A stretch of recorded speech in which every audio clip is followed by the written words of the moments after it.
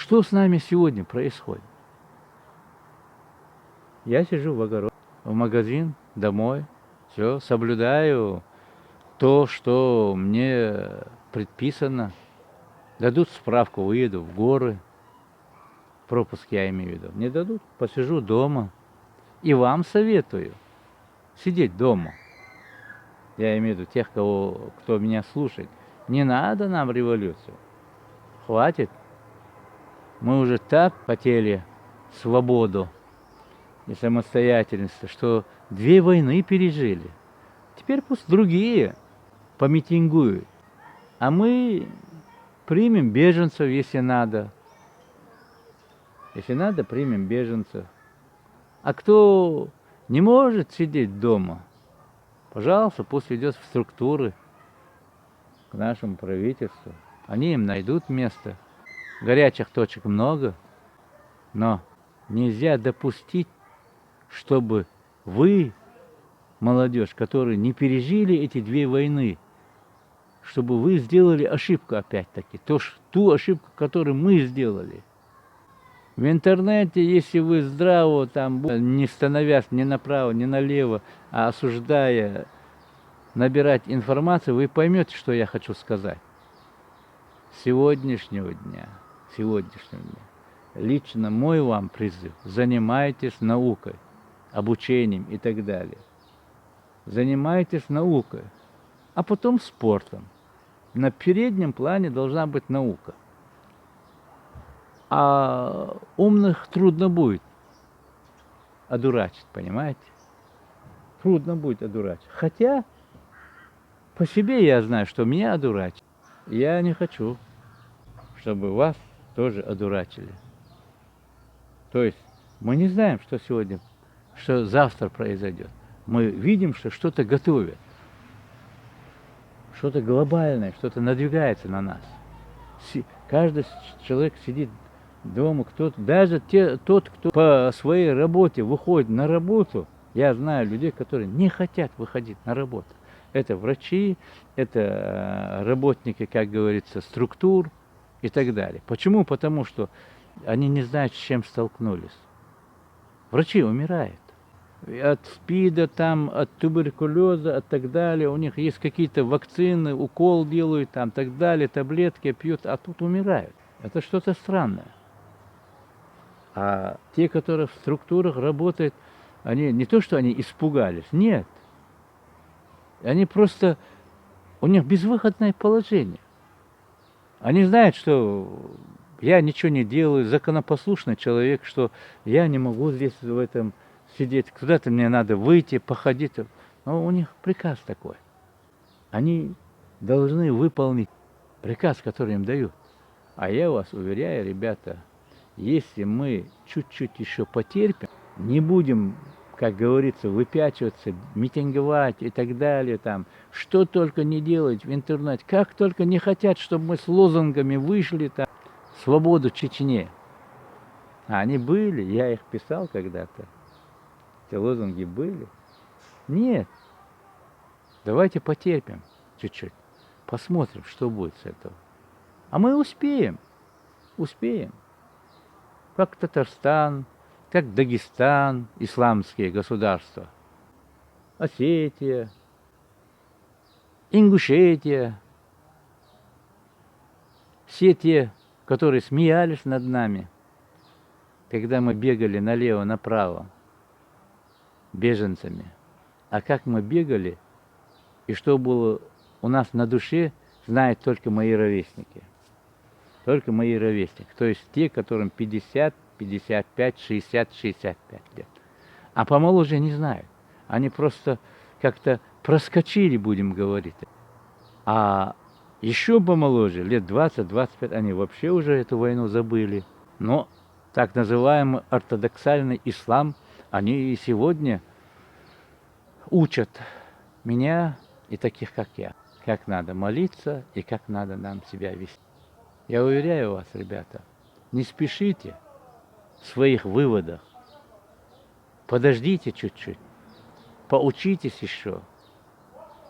Я по себе знаю, как это трудно. Посмотрите, что сейчас творится в Дагестане. Насчет Дагестана. Я не буду вас называть имена, поименно. Я обращаюсь сейчас к своим друзьям. Уважаемые ребята, вот я скажу свое мнение. Валлахи, биллахи, таллахи. Я не считаю мусульманином, я уже не говорю нохчи там, дагестанец, это так далее, а национальность я не говорю. Я не считаю мусульманином того человека, который забрал у кого-то жилье. Неважно, какие там события произошли и так далее, это долго разговаривать. И живет там, зная, что он живет на том месте, на том участке, который ему дало, значит, допустим, будем говорить, переселенцы, советское государство, и считает себя мусульманином и ходит в мечеть. Это не мусульмане, это ваннасы. Минар джиннати ваннас. Вот эти несколько аятов я выучил наизусть. Это ваннас, это лицемеры, это не мусульмане. Исходя отсюда вот, нельзя допускать то, чтобы сбили клин между народами Кавказа, будь то ингуши, будь то дагестанцы, даргинцы, аварцы, лезгины. Нельзя. Нельзя. Вот чуть-чуть за Дон перейдите, после Ростова, посмотрите, кто вы есть. Мы все черномазые, кавказцы. Вы это отлично знаете. Это было еще, будем говорить, с древних времен, с 70-х годов, когда мы были студентами, учащимися и так далее. С тех времен это было. И сегодня то же самое. Мы кавказцы, не забывайте это. А насчет вот этих акинцев, Аухский район, я обращаюсь лично от себя и от своих друзей к правительству Дагестана. Вы одумайтесь. Нельзя так поступать. Ну хотя бы руководителя чеченца поставьте там. Вы найдете кандидатуру, кого поставить. Или кумыка поставьте. Найдите какой-то компромисс. Не доводите до дискриминации. Обращаясь к тем людям, которые живут, считают себя мусульманами в их домах и так далее, что бараката у вас не будет.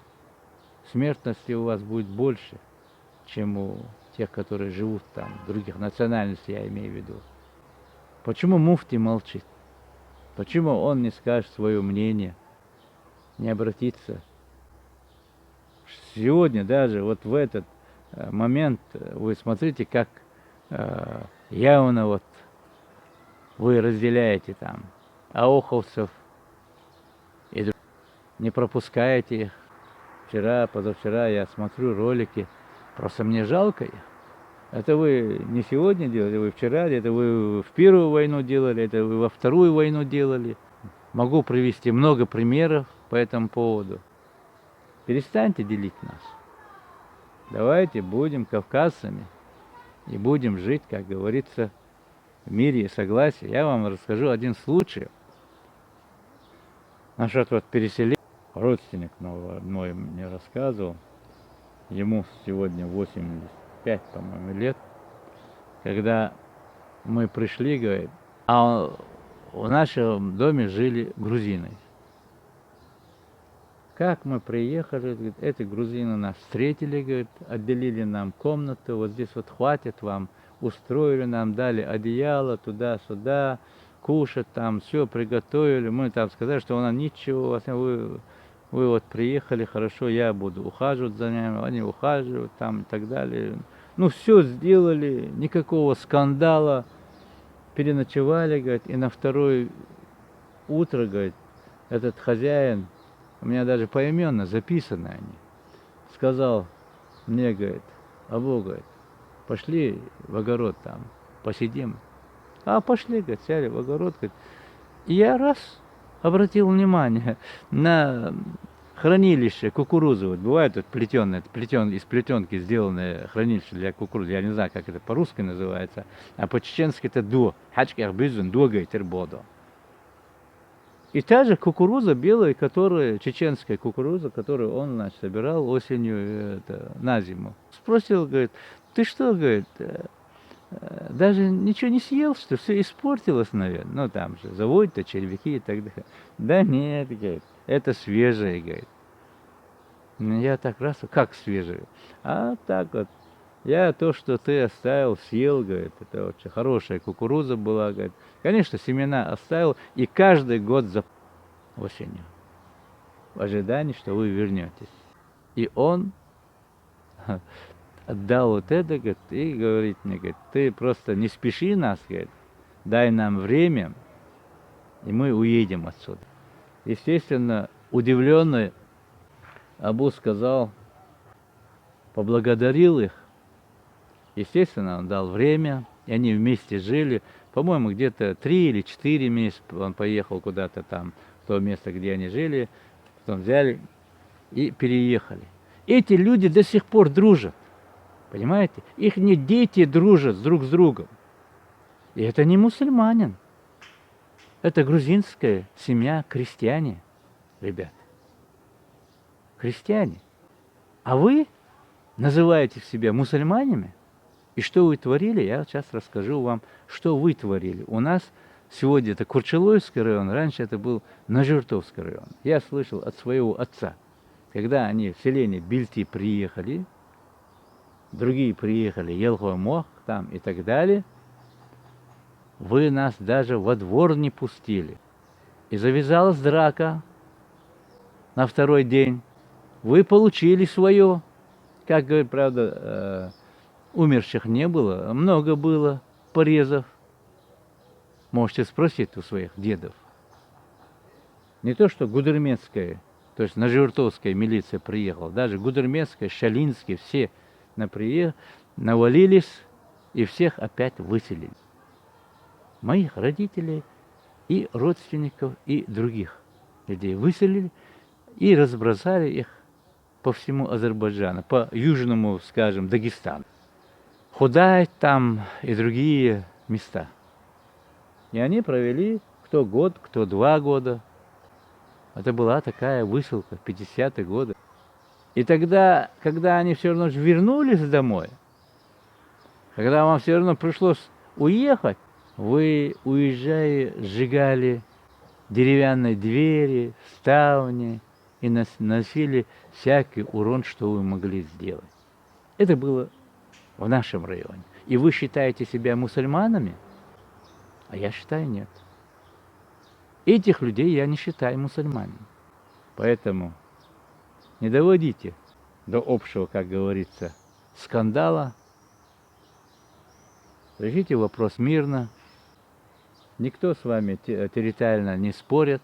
Границы останутся российскими. А просто поставьте другого руководителя там. Администрацию поменяйте. Может, они больше вам пользу принесут, чем ежели другие ваши регионы. Мы чем можем, поможем. Всегда помогаем, чем можем. А если мы будем, говорится, драться, это некрасиво просто перед другими народами, некрасиво. Элементарно. Мы же кавказцы. Наши предки всегда жили вместе, мирно сосуществовали, начиная с Чингисхана, будем говорить, до последнего имамата кавказского. Мы же дети этих великих людей.